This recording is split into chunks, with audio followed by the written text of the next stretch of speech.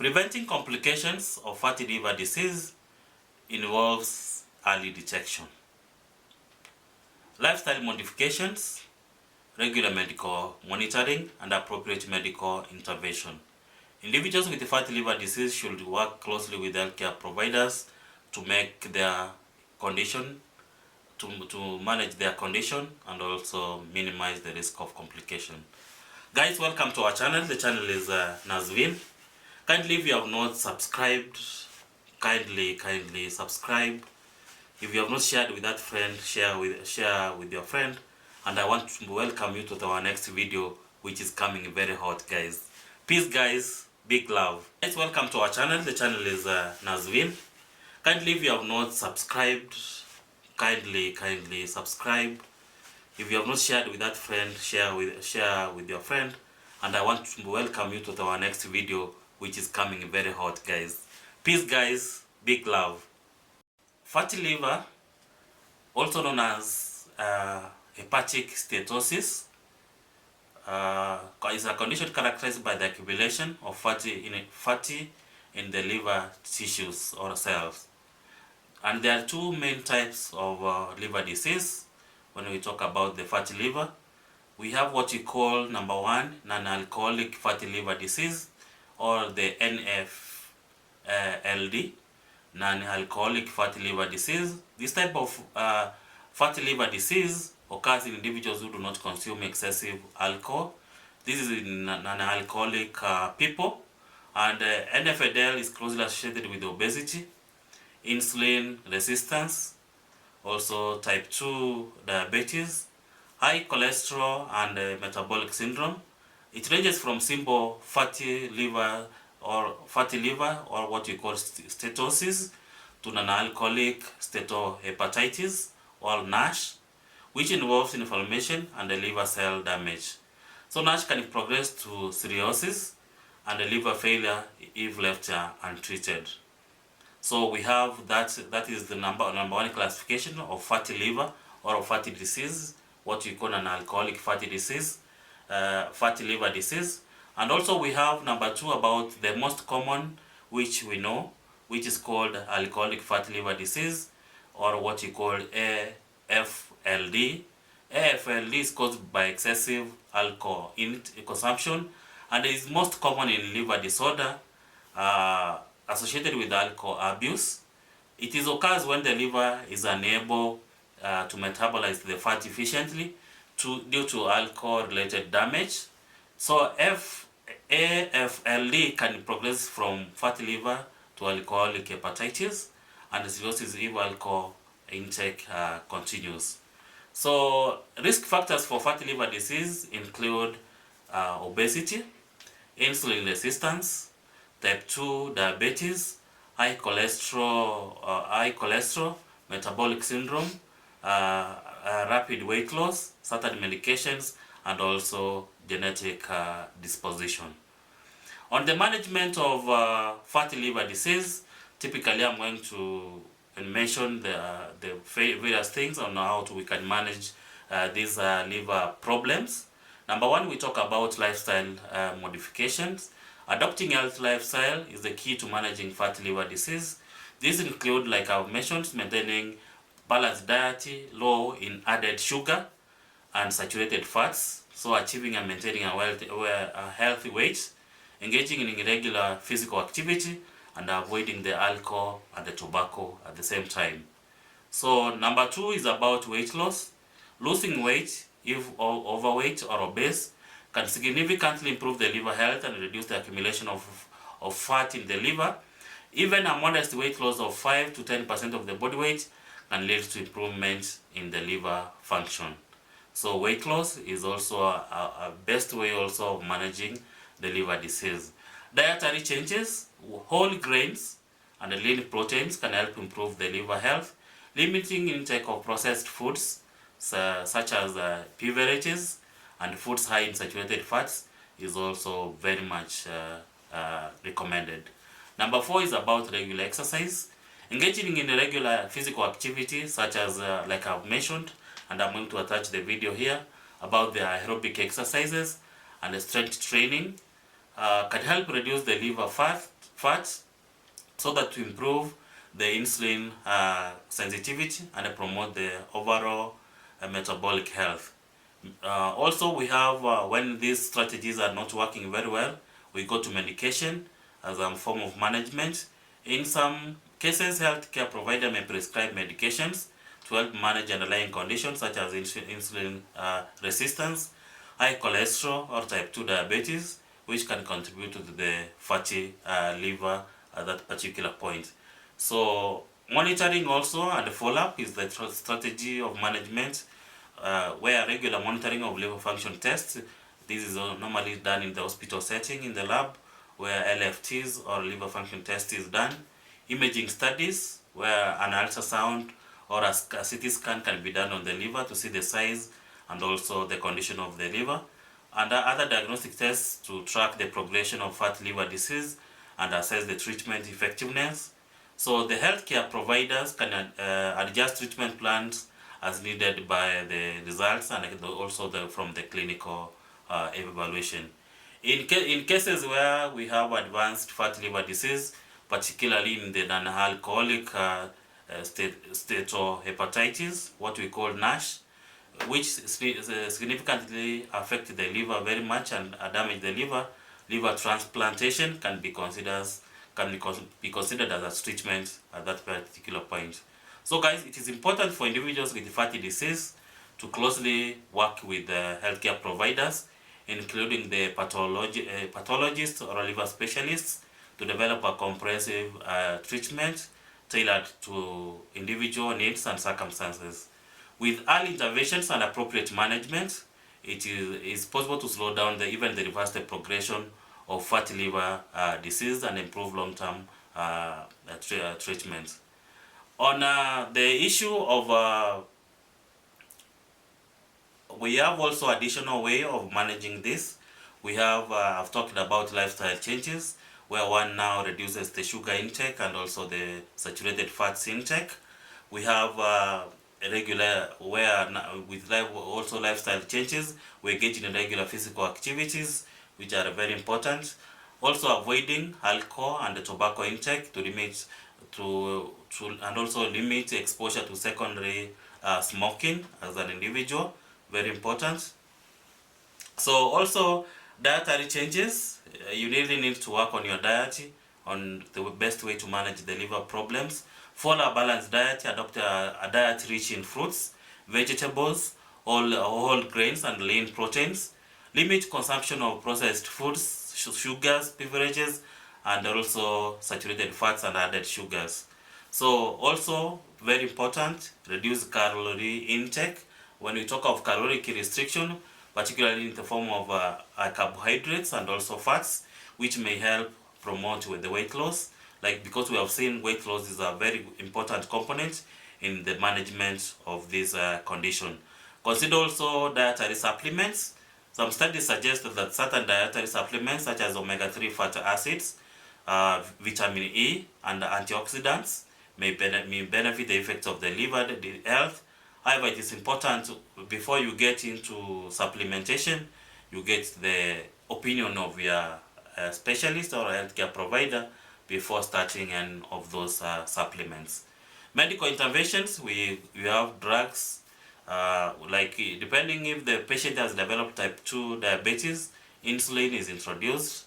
Also in high cholesterol, drugs are introduced, and also because these conditions also can also contribute to fatty liver disease.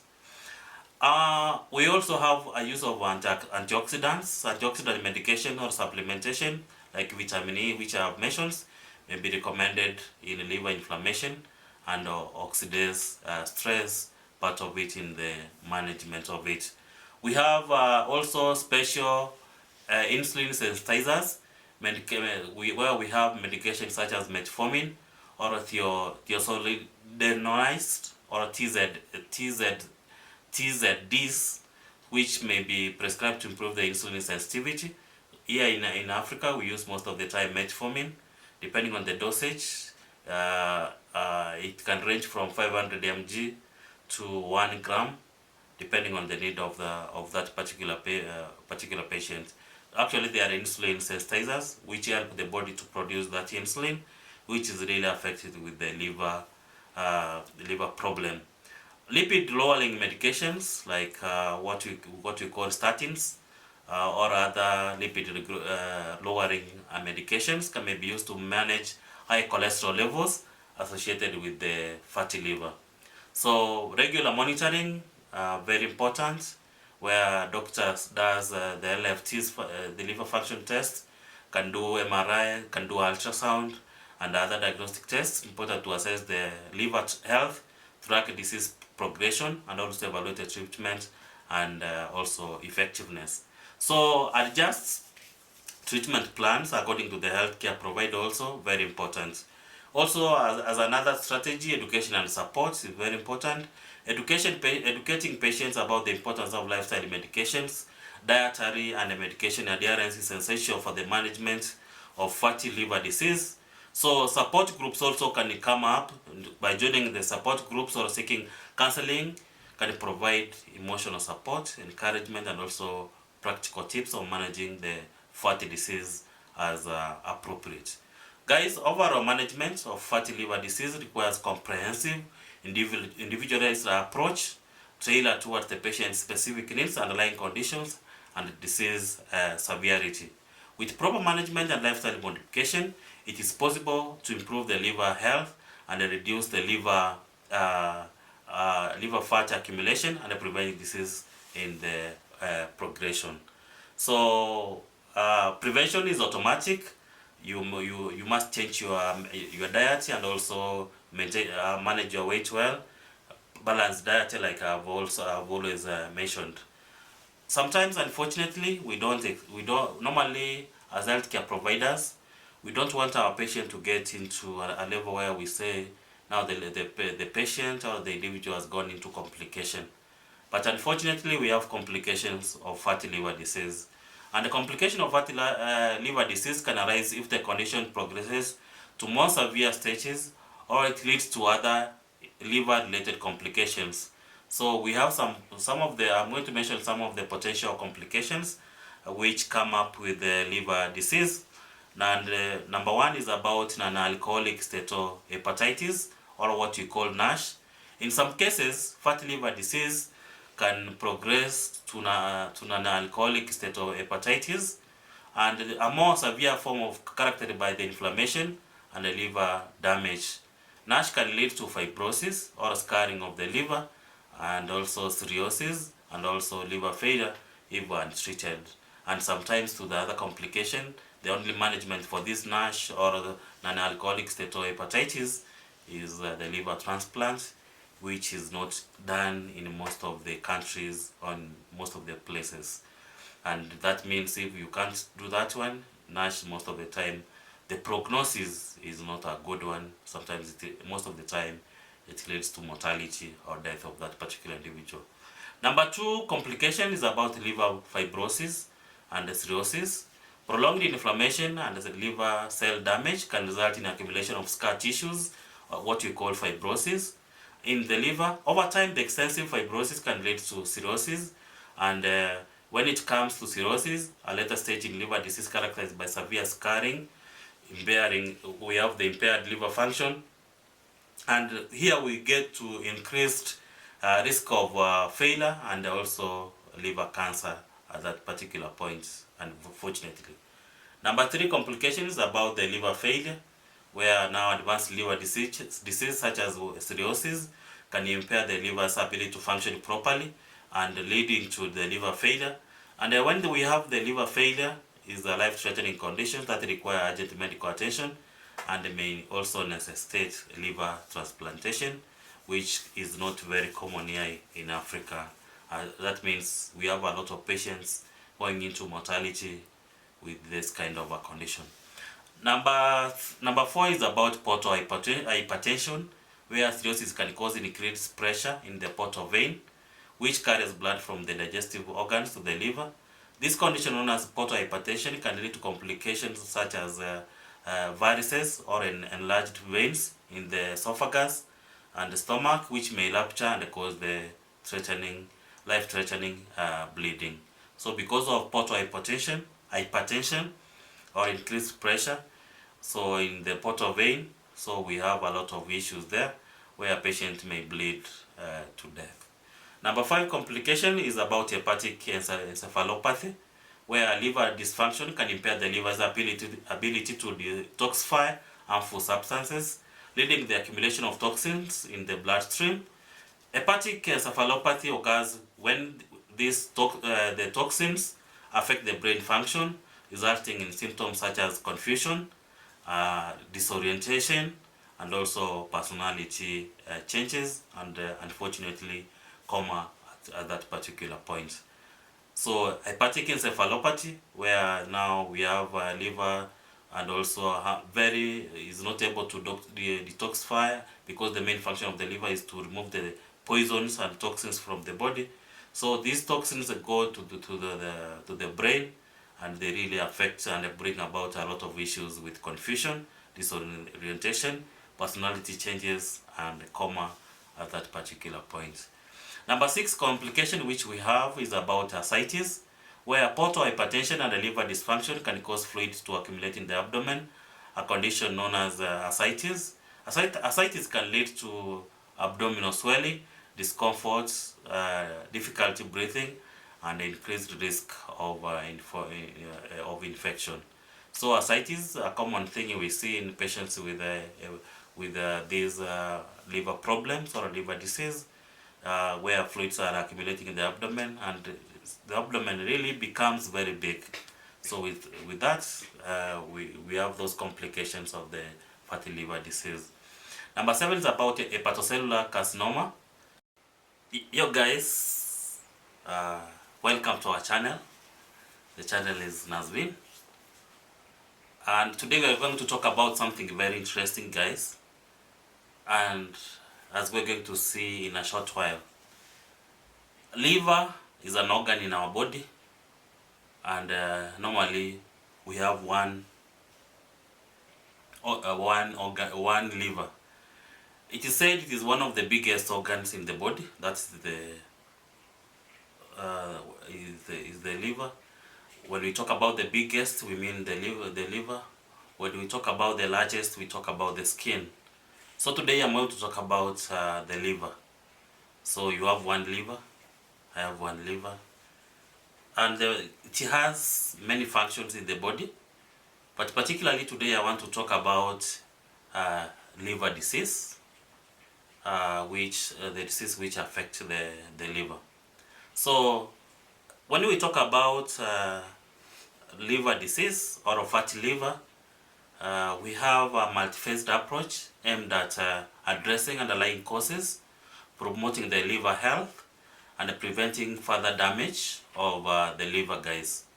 So where there is no overnight, while there is no overnight solution for treating the liver problems, we have some strategies which I'm going to mention on improving the liver function and potentially reverse the liver disease, guys. Number 1 strategy in reversing or in providing solutions for our liver is about identifying and treating the underlying cause of that fatty liver or the liver disease. When we talk about it, we determine the underlying cause of the liver disease, whether it is related to alcohol consumption, viral hepatitis, fatty liver disease, autoimmune conditions, or other factors. Treatment may involve changes in the lifestyle, in our lifestyle, and also these include balanced diet, low diet of processed foods, saturated fats, and added sugars. So avoiding alcohol and tobacco also is essential, as both can contribute to the liver damage. Number 3 strategy is about weight management. If obesity or excess weight is a contributing factor to liver disease, such as what we call an alcoholic liver disease, so achieving and maintaining healthy weight liver health is very important by moderating and also managing our body weight very well. So losing weight can reduce the accumulation of fats in the liver and improve the liver function as appropriate. So regular exercise, very important, is also another strategy which can help our liver to reach the optimum. With engaging in regular physical activity, we are talking about you aiming at least 30 minutes in a day of moderate intensity exercise, and also in the most days of the week. And this involves aerobics and strength training exercises. I've ever done a video on particular exercises, especially on aerobics and the training exercises. I'm going to attach it here so that you get also to watch it on about how you're supposed to exercise. So regular exercise is a strategy which is also implemented to attack or to monitor and adjust the weight of the body accordingly to improve the health of the liver. Also, avoidance of hepatotoxic, and when we talk about HEPA, we mean HEPA means liver. Scientifically, when we talk about HEPA, so we mean that is the liver. So any toxin substances, when we talk about the avoidance of hepatotoxic substances, we mean minimize substances that can harm the liver, such as certain medications. We have recreational drugs. That's when we talk about hard drugs. Environmental toxins. Always follow healthcare provider recommendation regarding the use of medication, and also to avoid self-medication. So as much as we use the hospital drugs, we need to be very careful, because at the end of the day they can be very damaging to our liver. So follow the direction of your doctor. Also, regular medical monitoring is another strategy which can be employed. So regular monitoring of the liver function tests, imaging studies, and other diagnostic tests can help to the progression of the liver disease and assess the effectiveness of the treatment, so that we healthcare providers can adjust treatment plans according to the need of that particular patient or client. Management of complication is another great strategy, where address any complication associated with the liver disease, such as ascites. Ascites is when now your body is swollen, especially the abdomen, and also hepatic encephalopathy, also portal hypertension, thorough appropriate medical management, and also lifestyle modifications. So prompt pre-treatment of complications can help to prevent further damage and improve the quality of life as appropriate, guys. So also another strategy which can be employed when things go thick is about liver transplantation, where in advanced cases of the liver disease, liver transplantation can be necessary to replace a damaged liver with a healthy donor liver. So these are in advanced countries. I don't know if in your country you do liver transplant, but here in Africa it is very minimal. But we have some strides made towards the same as I look at the research, but it is not yet done on the liver transplant. But I know other countries, they are doing this liver transplant. This option is typically considered to treatment when the treatment is unsuccessful and the liver function is really compromised. Guys, it is essential to work with your healthcare provider, including the hepatologists. These are hepatologists, are specialists or special doctors who deal with the liver, and also liver specialists to develop a comprehensive treatment to plan their tailored individual needs and the circumstances. So, like in my video which I've done I always tell you to see your healthcare provider to tailor your care according to your need, because someone's need cannot be your need at that particular time. So your healthcare provider, through evidence-based things, he can or she can decide on the kind of management to be put on. So it is possible to slow or reverse liver disease progression and improve the long-term complications.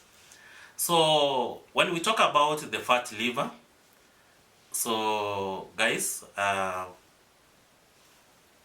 hepatocellular carcinoma or a liver cancer, unfortunately, is a complication of the liver disease, where now we have chronic liver inflammation and cirrhosis increase the risk of developing the hepatocellular carcinoma, That is the most common type of liver cancer we have. And the liver cancer is associated with very poor diagnosis, especially in advanced cases. Number 8, complications about cardiovascular disease, where fatty liver disease is associated with the metabolic syndrome, insulin resistance, type 2 diabetes, dyslipidemia, and also obesity, all of which increase the risk of cardiovascular disease, including heart attack and also strokes at that particular point. Guys, preventing complications of fatty liver disease involves early detection, lifestyle modifications, regular medical monitoring, and appropriate medical intervention.